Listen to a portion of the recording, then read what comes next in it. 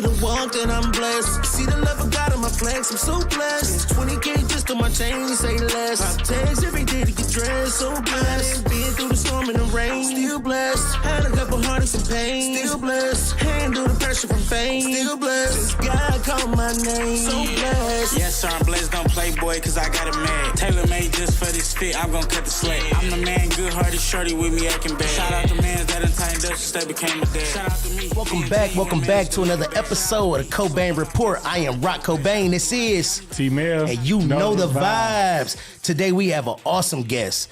All the way from the west side. T-Mail, give us the intro, baby. Ladies and gentlemen, we have a star with us today. He is a rapper, but I can't just limit him to a rapper because his stage presence and performance trumps most rappers. Representing IUR and 4NI. You've heard his music with songs like Weight Watchers, Acting Famous, What's Your Zodiac, and Honey Pack. Put your hands together and welcome to the Cobain Report, Big Jungle. Big Jungle in the building. What up, though? Welcome. What's up? Appreciate the introduction, man. For sure, Man, we so glad to have you of it. here, bro. Yeah, for sure, bro. Like we was talking a little bit on before camera started rolling. Bro, your showmanship is, I mean, crazy, bro. Talk to me a little bit about just how where did this character come from? What is this? Where did this come from, bro? It's like Shawn Michaels vibes. Like, when you walk in a room, nigga, you are the show stopper. Where did this come from? Talk to me about it, bro. Just being myself, man. Anybody that know me know I was a class clown. I was the class clown. I was just always a center of attention when it come to just being silly and goofy. Like, my pops was like that for real. So, like, as a kid, I probably got that from him, but I just was always goofy and silly, and then I just embedded it into my artistry. You know what I mean? So it really just made sense. Like, that's the thing. That's why I always tell people to just be yourself for real, cause it come off genuine too. So that's why I look like the way it look. It don't look crazy, you know. Even though I'm doing crazy shit or goofy shit, it don't come off as like something just somebody just up there just acting a fool. You know what I mean? It actually makes sense. So it's just me being myself, man. That's my character. That's I always been out, you know, just. Man, you remind energetic, man. I always been energetic, bro. Yeah, you remind me a little of, I don't know if you hip to Steve Aoki. He like a DJ, but he like interact with the crowd in a way that's like way different from most DJs. And you remind me of a rap version because how you interact with the crowd and, you know, get them all engaged in the performance is like different. Like, how did you go on stage and be able to like create this, you know, like kind of alter ego versus like how Detroit, you know, get that stigma of everybody like doing and sounding the same? It really goes back to me just being myself. Like, that's the thing. I ain't like, a lot of people be scared to like, or they be trying to live up to a certain standard of other people. I don't really care. Like, that's what make me me. Like, I don't care for it. I don't really care for nobody's opinion. Like, I'm so confident and like, I got self-confidence in myself so much to the point where I don't look for like other people's validation on nothing. So I'm able to do whatever I want to do, whatever I feel comfortable doing with, you know, people opinion that I know that's going to come. And I'm just taking it and still going to do what I want to do, you know what I mean? So that it don't bother me. So when I start doing it, like I said, I was just being myself. So anybody else that had a problem with it, it's just like, if you can't relate to me being myself, then I don't know what to tell you. You know what I mean? So it's like, I don't really care. I'm not trying to like look tough. I never portrayed to be like a gangster or try to live up to a street, like the streets or anything like that. You know what I mean? Because I feel like people already like praise the wrong shit anyway. So I'd be a fool to try to like, you know, try to do that, like live up to that standard that people be holding, like the city to. You know what I mean? So when I'm breaking out them barriers, you know that, I just feel like I'm being different. And you are. It's either you like it or you don't. If you don't like it, I'm not really doing it for you then. So it is what it is. No, when you say genuine and authentic, I'm talking about like, bro, you can tell it's from a place that like you just don't give a fuck. Like you get up there, this nigga, honest, bro, you have one of the most entertaining shows that I think I have watched from a rapper in a long time. And I done seen, I'm 40, bro. I done been around. Like, who you put me in the mind of with your antics and how you are is Eminem, bro. Because M didn't give a fuck. He would go on stage and it was what it was. You know what I'm saying? And you give me the same energy. Like, bro, you be ripping off the shirts. This boy was on there with a sock on one time, drawers on. I'm talking about doing a hump off. I'm like, is he Haitian or Jamaican? What's happening here? I'm gonna have you introduce who you brought with you. Who you bring with you today, Big Jungle? This is my brother Bully, man. This is my brother / manager / my road dog, man. What up, though? Welcome to the Cobain Report. What's up, though? What up, man? So tell me, bro, did you always see it in your brother that like, he was gonna be like a rap star? Yeah, like as soon as I heard his music, it like that shit, like I felt it, like damn, like you know what I mean? And like we like actually his like we a mutual somebody close to us, like man, bro rapping, he you know what I'm saying, hearing you need to hear him. And I heard, I'm like, yeah, this shit different. Because like I'm hearing what he's saying and I'm like, yeah, he talking as like he's seen some shit. You know what I'm saying? He ain't portraying like he said, he wasn't portraying like it's him, but he's seen some shit where and he's saying it the right way where he ain't, you know what I mean? I feel like he carved his own kind of like sound within the sound of Detroit sound. Like he don't sound like nobody else to me, right? Yeah. Like to me personally, he don't sound like nobody else. He sounds like a version of course, what's happening currently, but it's his own kind of like delivery. Like Honey Pack is crazy, bro. Your last 2 singles, I'm talking about viral. Yeah. Talk to me about let's take it back, all right? Because we know of Jungle, but let's take it back a little bit for the Cobain Report, all right? Where are you from? Talk to me about Baby Jungle. Where you come from, bro? What's up? I'm from west side of Detroit, Puritan Ave. Okay. Like my whole family grew up. Well, most of my family grew up on that same block, all the way from Puritan down to 6 Mile. So we was like up and down that whole block. I'm the youngest of 8, so I got a lot of siblings and a lot of brothers. My family is big, like we all close, like so I got a lot of cousins and stuff. So that's what like kind of saved me, I watched my brother, that's my closest brother, that we live together, because like I said, we are like separated, but me and him live together. I watched him make a lot of mistakes that I learned from. So while he was doing, like, he was in the streets and he was doing different things and, getting in trouble, get kicked out of school and shit like that, I just was blessed with, knowledge to understand that that's not how I supposed to. Because, some people would take that and look up to it or, or just, fall into that. That's what they around, so they just picked up behavior. I never did that. I knew I knew right from wrong. And I was blessed to know that was not what I wanted to do, and that wasn't what I wanted to get into. So, like I said, I was blessed to have a big family. So, my mom, I didn't have a relationship with my mom. Really? My mom's on drugs, battling with drugs and shit. And my pops ended up going to jail, so he wasn't really around. And when he got out, our relationship was just not there for real.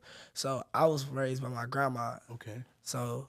And my Thank God grandma for was a praying grandma. My grandma older, like, so she ain't chasing no young kids around, man. Yeah. So I really was just figuring shit out for real. But I just knew I wanted better, though. That's all I wanted. So, like, when I started getting into trouble and started actually falling into, like, doing shit that, like, getting in trouble and shit, started skipping school, started doing shit like that, that's when I knew, I'm like, all right, I want something better. So my cousins, they're from the burbs and shit. They spoil you all so I used to always stay at their house like all the time, like, because they had the games and shit. I ain't had none of that. Like all the clothes I was wearing was from them. They was giving me they shit. You fresh as hell now. I ain't gonna hold you up. I told you you came in, but go ahead, finish with the story. I'm gonna let you. I say that too. I be saying that like I know how to put this shit together because I had so many hand-me-downs. So I know how to put this shit together. So we real cousins. We real No, cousins. that's why I in know real how to life. dress now though. I Swear to God, y'all are hand-me-downs not and shit, capping, so bro. Yeah, that was my I know how to wardrobe put for this sure. shit together now. Bro, listen, I was we crazy real because of that. cousins, nigga. I would hit this nigga closet all the time, bro. We just had this conversation on last episode. I walked in his crib one time. He had a whole bunch of shoe boxes. I'm like, damn, cuz, what's all these shoe boxes? Why you keep the shoe boxes, man? Why you do that? I look in them, they real. I said, nigga, you got shoes in these? That's when you know like your upbringing, like you whatever, like your fam, y'all solid, like going through that sharing clothes and. You ain't went through that. Buying then, clothes like, from each other, like, oh, you done with them? Let me get them I size be 9s, seeing baby. people talking down, like saying little shit, but like that shit was just normal. Like we Family, like, all you got, bro. At the end of the day. especially if you went to a different school than I went to a different Yeah, school. oh, we was super lit. I did. On Thursday, I'm wearing that polo pink. Me and Hoss would do that shit so much, bro. But go ahead, cause this the real journalist. I'm gonna let you get back. Go ahead, finish with tell us how you get on into it. So yeah, you know, they kept me. So they was like the good side of my. So I used to always be around them and everything. So damn near was like, it got to the point where I was like, shit, man, I told him one day, like, man, I wish I went to school with y'all, bro. I wish I could live with y'all. It was like, man, see if you can. Ask my mama. Woo. So shit, I'm like, fuck it. I asked my auntie. She really my cousin, but I call her my auntie. Like, she saved my life for real, but I got her tatted on me and everything.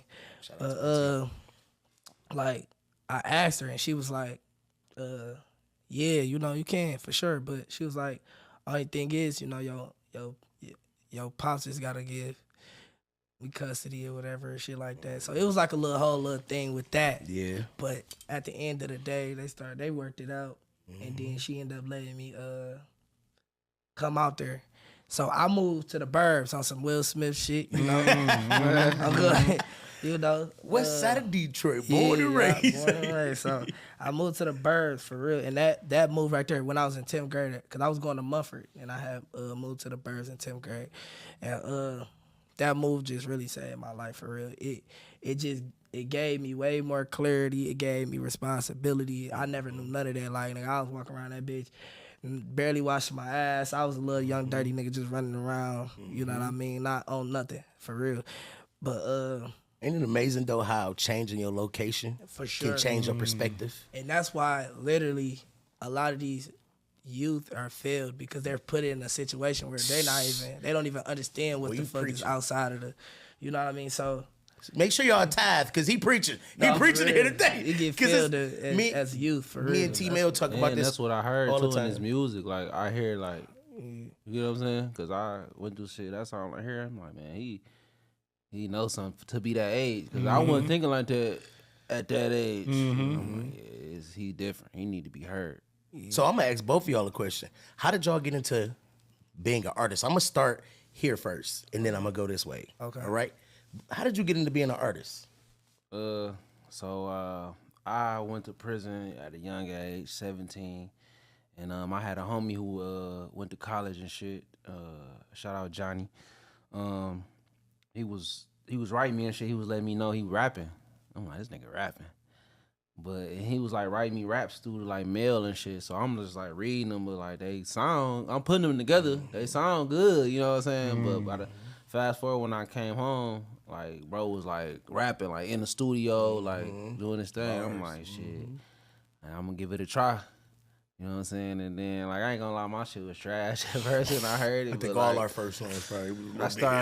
I started like just hearing different shit. Like, you know what I'm saying? Around this time, Doughboys was like fresh out, and like it was a big inspiration in the city. Lodge Boys, a lot of Detroit. You know what I'm saying? So I'm like, oh, yeah, I want to do this music shit. I like the feeling of it, like.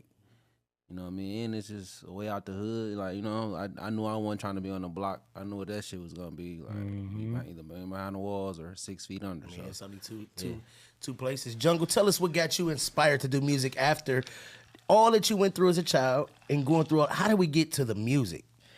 All right, so growing up, I've always been into music. Like, I had a whole composition book that bitch was filled from the beginning to end, like, literally with just raps. So I always been like writing music, like just growing up, and I was always young. Like my brothers did it.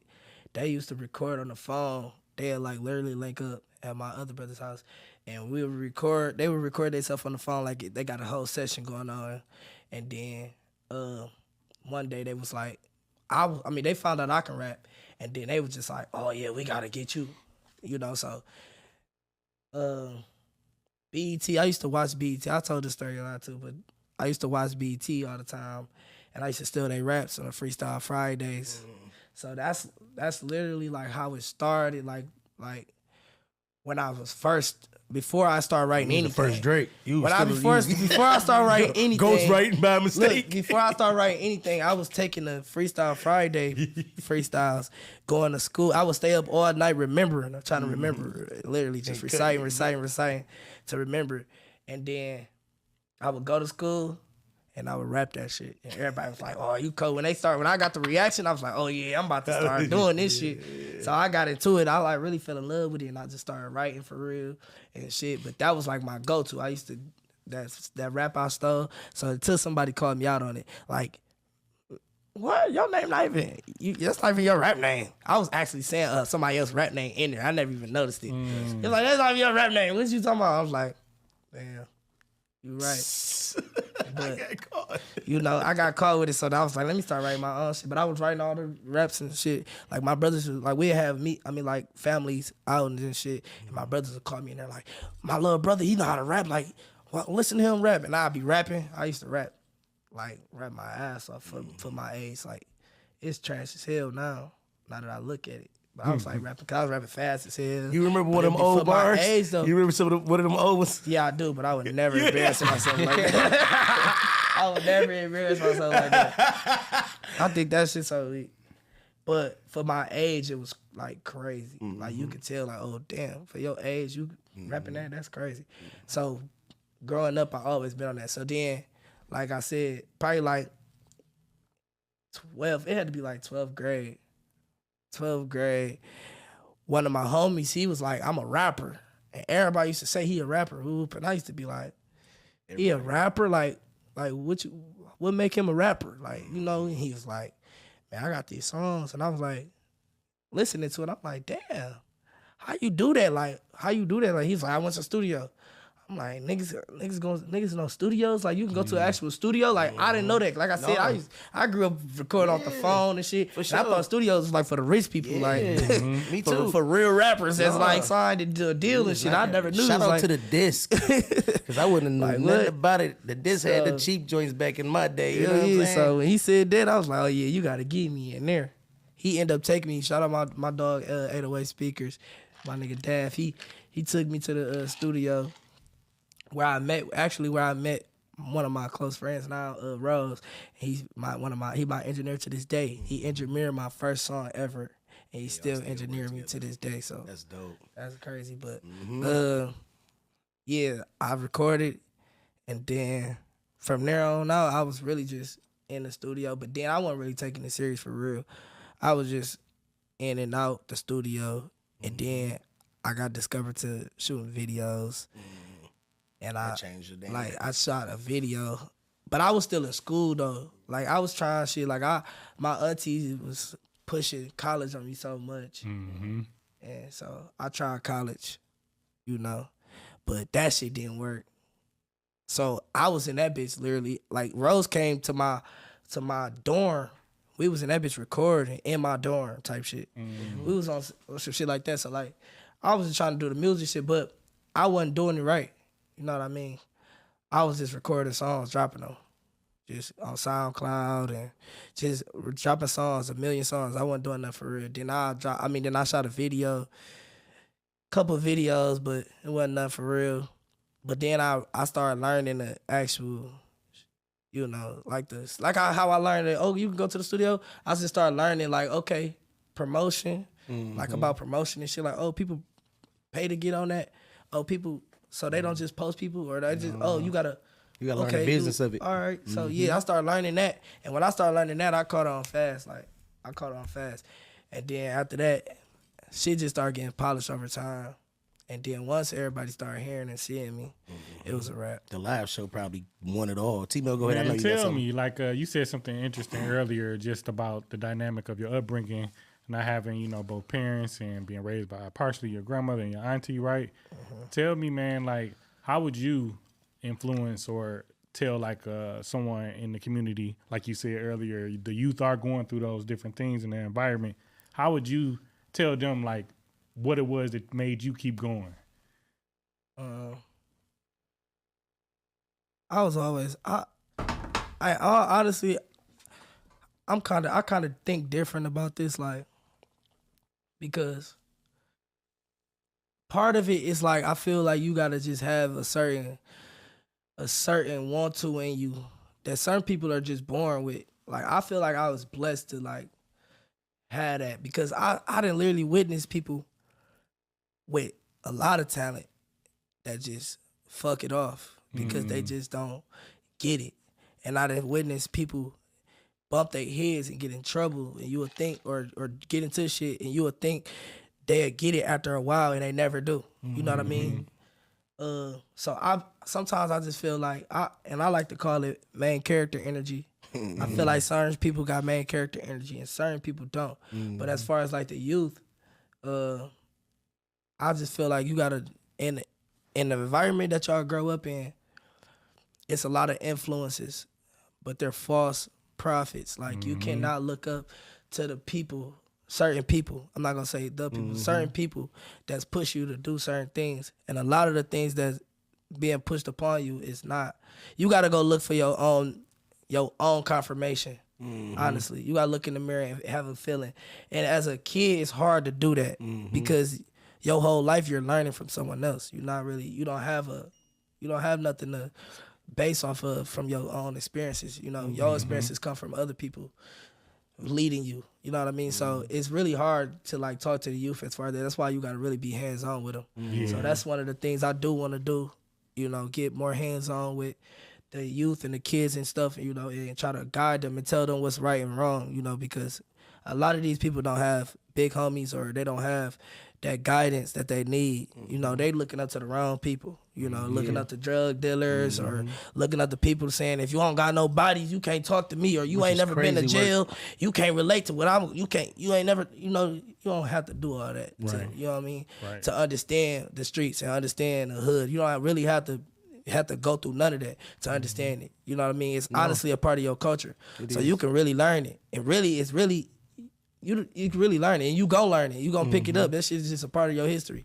You don't have to go shoot somebody to know how it feels to lose somebody, or or to know how to feel to kill somebody. You don't gotta, you know what I mean, do all that. You don't gotta do that.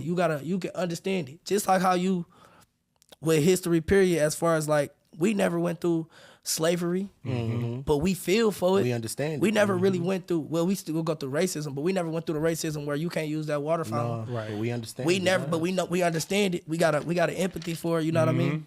So that's the same thing. You don't have to be in the streets to try to be like, oh, I'm a street nigga, and try to get that validation from the streets.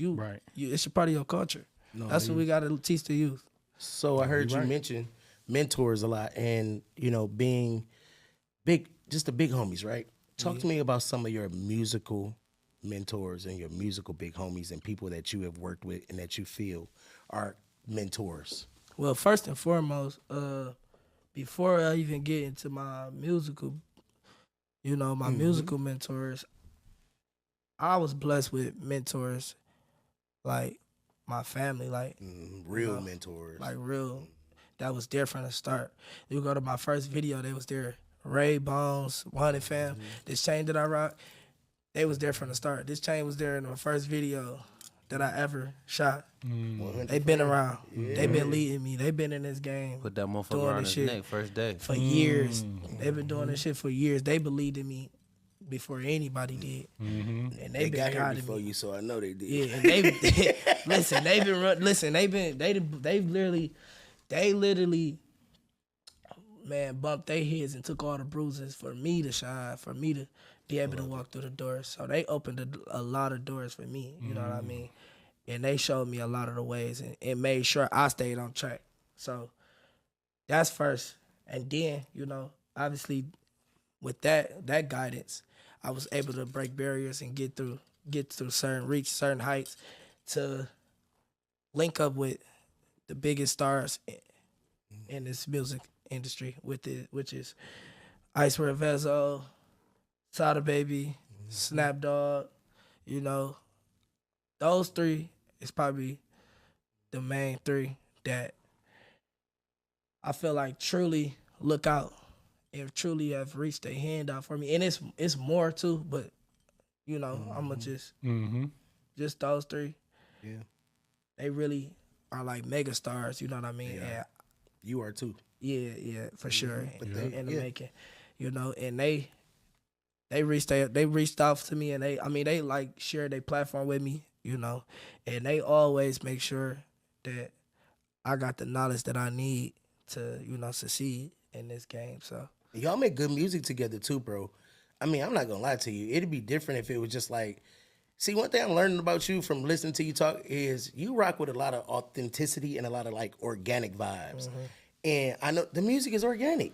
It's like it definitely y'all two party Beavis meets fucking Butthead vibes. Like y'all turn and it just be a whole nother world, bro. You know what I mean? Like honestly, like I don't know. I think I love the fact that you are able to just walk in who you are and be confident in you and not needing that stamp of approval because you knew who you were when you walked in the door, period. You knew what you were bringing to the table and you knew who you were. I want to get your mentors too from you. Tell me who some of your biggest mentors are in the game or some people that you work with that you like to, you know, work with or. The person who really really showed me everything was Snap for real. Like Snap Dogg. So like I was fresh out of prison and shit, and I've been knowing Snap since we was kids, like way before music from the neighborhood, and like he hit me up and shit when I came home, like, man, I don't want to see you in that, you know what I'm saying, seeing you going through that shit, man, like come fuck with me, and this was like the beginning of like, you know what I'm saying, he fucked with Chief Keef at the time, you know what I'm saying, then he started fucking with Dirk, and then he just brought me along with him, and like, you feel me, like, ever since then, he just like, bro, gonna open that, like, let me see for myself. He ain't one of them motherfuckers that's gonna, like, you feel me, gonna hold the, like, he showed me where the water at, like, you know what I mean? You gotta go figure it out yourself. Yeah, he gonna let me be in the room with him to figure it out. So, like, bro, definitely, like, showed me the ropes of this shit, how this shit go, for sure. Man, like, the ins and outs of it. Nice. How to conduct yourself as an artist. Like, I done seen the bad, I done seen the good. Like, you feel me? Like, that's one of the most hardworking artists I done, like, met. Like, Snap Dogg, one of them dogs for sure. Like, Got that eat, dog in sleep. Him, he another one too though. So Oh, like for when I bumped into him, it was like, damn, you remind me of Snap. Like you feel me? You know what I mean? Like he Snap 2.0. No, Like, for he wake sure. up. You know what I mean? Yeah, we doing this. We got like he ain't stopping this shit. Main And it's character funny, energy. it is funny that how you know, like, that I do got the relation to them. Like, when I was first coming out, obviously the Sada Baby relations, you know, I got a lot of Sada Baby comparisons. And I mean, and I told Sada this, like, I look up to Sada, so like I definitely was influenced by Sada for sure, you know. And Snap is one of the first artists to embrace me because, you know, he got the same energy, like, you know, one of them energetic type artists too, and his performances is crazy and wild too. So he embraced it. You know, anybody could be like, man, this could come in and be like, man, this young nigga trying to steal my style, my swag, man. And he did the opposite. He embraced it instead of, you know, turning it into something a lot of people do. You know, they feel like a nigga trying to step on their shoes, or no, he didn't do that. So he real for that. And then even with Vez, I feel like what's crazy is me and Vez relationship is different from me and Sada and me and Snap.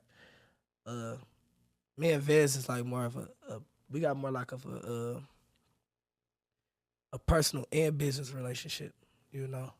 From the start, we've been talking about money and how to turn this shit into a empire. We've been talking about how to make this shit colossal from the beginning. You know, so we've been working together to do that, and we built the relationship off of that, off of having the same goal of how can I help you and how can you help me.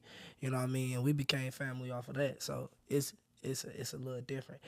So, but all three of them, they all just give me every aspect that I need, you know, to succeed as far as the tools and resources that it take.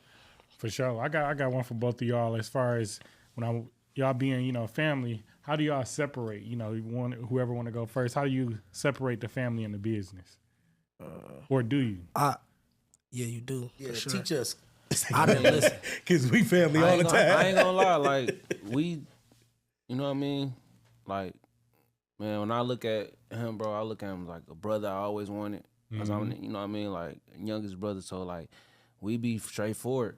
Like, he tell me some shit I don't want to hear. I tell him shit like he don't want to hear. Like, you gotta hear it. Like, it's straightforward. We'll figure it out.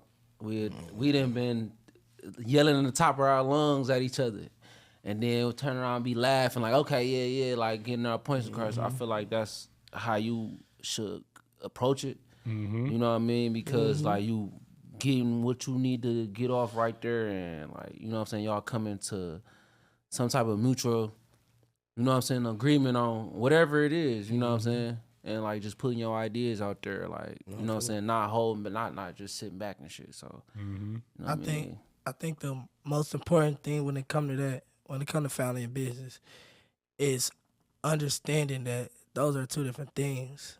So separating it literally is necessary, and I've done it so much, like through this journey. I've had to do it so many times and so much, like, and it was honestly shocking. Like, I never knew that that I wouldn't be doing this shit was out of some of the people that I've been, started with. So, but you gotta understand that it's two different things. So just because you can't do business with somebody don't mean, oh, I can't fuck with you no more. You're not cool. You know what I mean? And just because I'm cool with you and I love you to death don't mean I gotta do business with you. It's two different things. You can't always really do business with everybody. You know what I mean? And you can't do your business off of love. It gotta make sense. Because the minute you start moving off of love, or everything, it's not gonna. You just gonna set yourself up for failure. Honestly, No, for sure. you know what I mean. You just gotta make sure that the business and everybody understand the business side of it, the business aspect of it. You know what I mean? Because, family. I mean, you'll always be family. You know what I mean? Shit, and then it's like if we just gonna put the family over business, and then fuck all the money off. Then now what? We just got each other to bond over and be crying and broke together and fucked up, rather than putting the business over family. And then we take care of we make sure the money we can bond over the money and success. No, over, for sure. For sure. If we can't do business together, however we gonna play it, all right, I'll be back. You just wait right here, then I'll go handle this, or I'll just wait and let you do your thing. You know what I mean? It's always a time and a place too. So sometimes you gotta be unselfish. Yeah, you gotta see the bigger picture. Yeah, you know what I'm saying? And the people that don't see the bigger picture, they just gotta move out the way. No, for sure. Hey, we getting close to that time, but before that, we gonna get into a topic, man. Give me one more before because we do got to get into some topics. I'm gonna say this to you. I'm gonna ask you this. I know that you just got off a tour not too long ago. Yeah. Seeing you going crazy. Speaking of live shows, what's some of the craziest shit you done saw on tour? That you want to talk about openly? Because I know the vibes. Tour life is tour life, baby. Tour life is tour life. Probably the craziest thing I'm gonna just say the craziest thing is it was like an old lady, like she had to be like 80 years old. Old Caucasian white woman. Asked Sada to sign her titties. Oh my God. I'm like, whoa, she messed all now. Yo, 80-year-old. Go ahead, T-Mill. We gonna get into the topics, bro. You want to give us one? one? I didn't. It's been a minute since I've been on the tour or whatever. But I done seen some crazy, like just I like to try to grasp the whole Vibes, the whole vibes, like everything. You know what I mean? Take it all in. So like, I can't really like, you know what I'm saying? Necessarily point out, but A lot of them don't it's like talk different, about though. that shit, bro. Because Yeah. Caesar be like, I'm not telling you nothing that happened all night. Tour like crazy. Tour is crazy. Bro. Tour is Nah, for wild. sure. Go ahead, T-Man. For We can get sure. into the topics, bro. Yeah, so man, with you being representative of the Honey Pack, right? I don't know if you hip to Andrew Tate, man. The dude, he caused different controversy online and stuff like that. Yeah, the boy hair guy. Yeah. So like, man, this dude just recently said any man that has sex with a woman because it feels good is gay. Sex is for making children. Man, That as nigga the, gay. as the representative of a Honey Pack, man, tell me, I'm coming out what do you think swinging. about that statement, man? You can go ahead and take the no, Joy. I think you know people just be reaching, bro. They be trying to start stuff, bro. They say outlandish shit to get a reaction out of people, bro. Because that comment don't even make sense, bro. I agree. That comment I don't make no agree. sense at fucking all. Like, what? Especially when you're the king of the honey packs. You know he ain't trying to hear that shit at all. Bro, where the fuck honey pack come from, bro? I mean, I know where it come from, but like, what was you on when you came up with the concept and vibe for that record? Sada said, Honey Pack. I named it Honey Pack because in our first song we said something about a honey pack, and then in the second song we said something about a honey pack too. So I was like, fuck it, we call it Honey Pack. That right. What's up with y'all videos? Y'all like the Busta Rhymes of Detroit right now, bro. What's up with the videos, dog? Man, what's crazy is, bro, I got so many slept on videos that's just out there right now that I've been wilding on. Like, y'all just gotta check them out. I really like my visuals be different from everybody for Crazy, real. I don't just stand in front of a camera and rap. So you know I was gonna come crazy with I'm talking about with crazy. Sada for sure. Like, No, for sure. Yeah. Nah, straight up. That's what sets you apart, I think, from a lot of the other artists, you know, in the city. As far as your stage presence, your performance, you know, your creativity. Like you said, with You the know, I didn't mean to cut you No, off. go ahead. You know a vibe he give me? Like Detroit house party vibes. Y'all old enough to like Yeah, Oh, for yeah. sure. Niggas You know what I'm be saying? like, boop, boop, Like we can go on the house party and you hear that Sada, you hear that honey pack, You know hear what that time jungle it and Sada, is. like, Oh my man, God. that shit all night. bro. somebody it's- just you know called what me- I'm saying? somebody That's just the called me shit the- is shit so that we lit. It's need to- crazy right listen, now.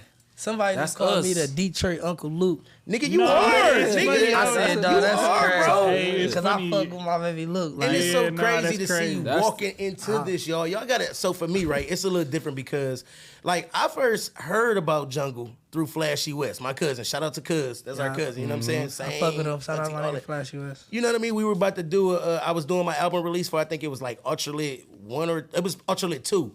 And just so happened COVID hit, right? The day of or something like that. And then we ain't end up hooking up. But from that point on, I have been watching this man's career evolve. Like, he was like, okay, that's little bro, I'm having open for me. Now I'm like, damn, I probably gonna have to open for him now. Like, within 2 years of him just working hard, bro. So I'm proud of the evolution of watching it online. And you know what I'm saying? We talk sometimes on Instagram. I'm like, bro, that shit hard. Whatever the vibes, you know what I mean? But just watching the evolution, bro, I have enjoyed this shit. And I want you to hear from me while you here.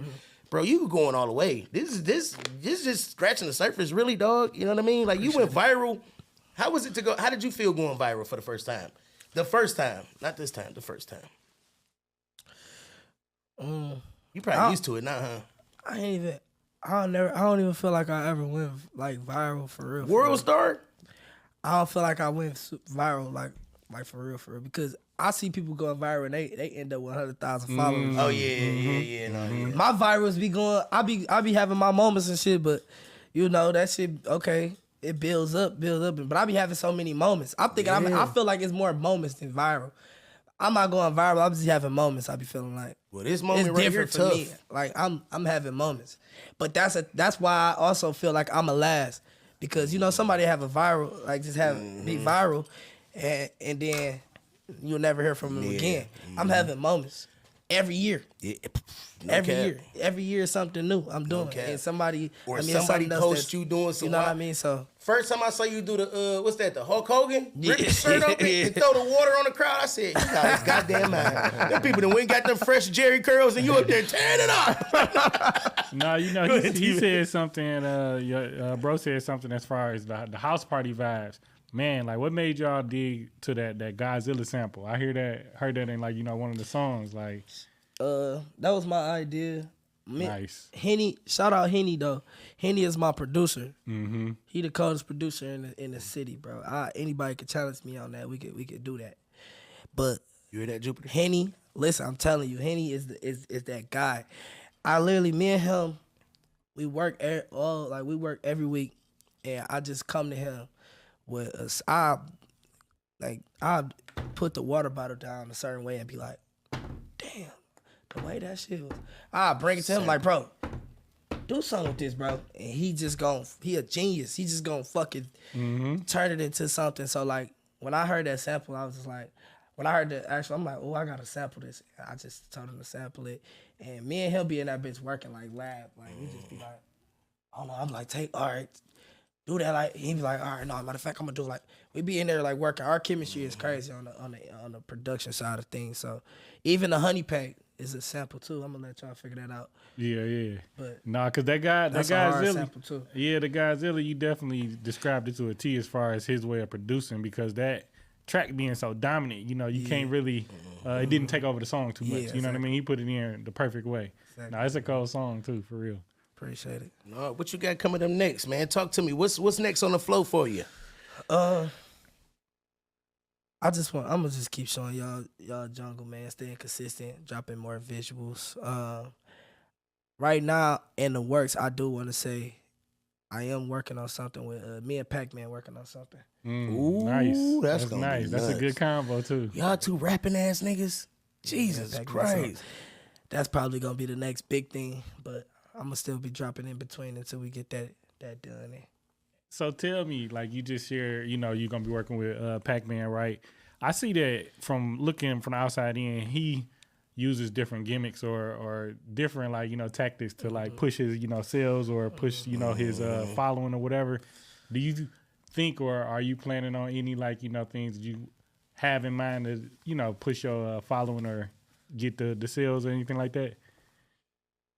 I mean, bitches facing honey packs. Bro, And, they put the honey pack off the nub. doing shit like that. I was born with the nub. Everything I do when I is damn saw near Henny, when I calculated, saw him put the man. Henny, Okay, I got I you. feel like Off I've the already nub? been doing that. I got you. Everything we Well, do see, is like I damn seen near this- calculated, bro. So I seen this thing with Pac-Man It's where already- he was at the store and he had somebody coming up to him about, you still work a regular job? He was still eating gas station chicken. He like, he said, you're a millionaire. Why are you doing this? And he was just sitting there eating the gas station chicken. I'm like, simple shit like that be pushing. It's just the content vibes. You know what I'm saying? Nowadays, everything is content, bro. yeah, exactly. I can't wait to hear that record y'all about to get into. What you got coming up next, brother?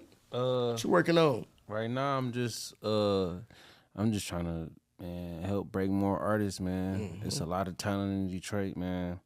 I've been dealing with a few females. Shout out Kayla Wan. Just different, the younger generation too. So like, I've been getting into this.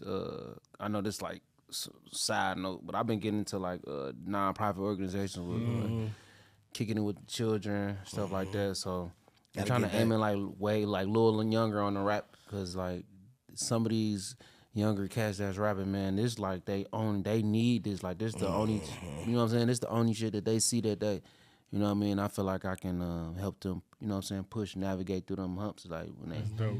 cause this shit hard, man. Like No, for sure. it's a big, it's kind of like a big conception where like the industry kind of, you know, give out ain't too many jungles where, you know, they got their head on right. So like it's the influence kind of heavy. Yeah, so for you sure. know what I mean? I don't want them to like thinking they need to, you know, bro came in, he won't worry about no jury. He ain't worry about like the materials of it. Like, you know what I'm saying? Cause that's another side of the music we don't get into. Like, you know what I'm saying? A lot of kids going crashing out over this shit. They do. Man.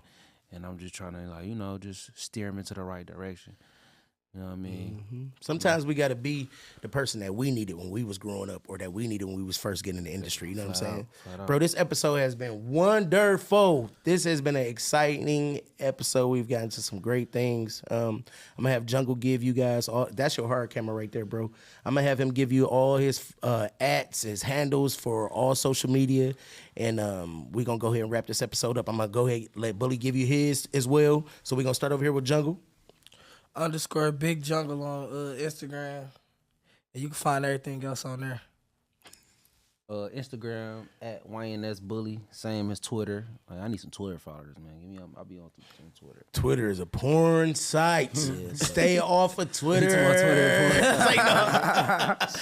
All right, T-Mill, go ahead and let them know what you got going. Yo, we want to appreciate Big Jungle coming through again, man. Listening, youth, listen what he was saying. You know, it is a way out. You might feel that, you know, you only one going through what you're going through, but you're not, you know. So continue to help us bless the city. Continue to like, comment, subscribe to Cobain Report, and blessed_Detroit where you can find me at.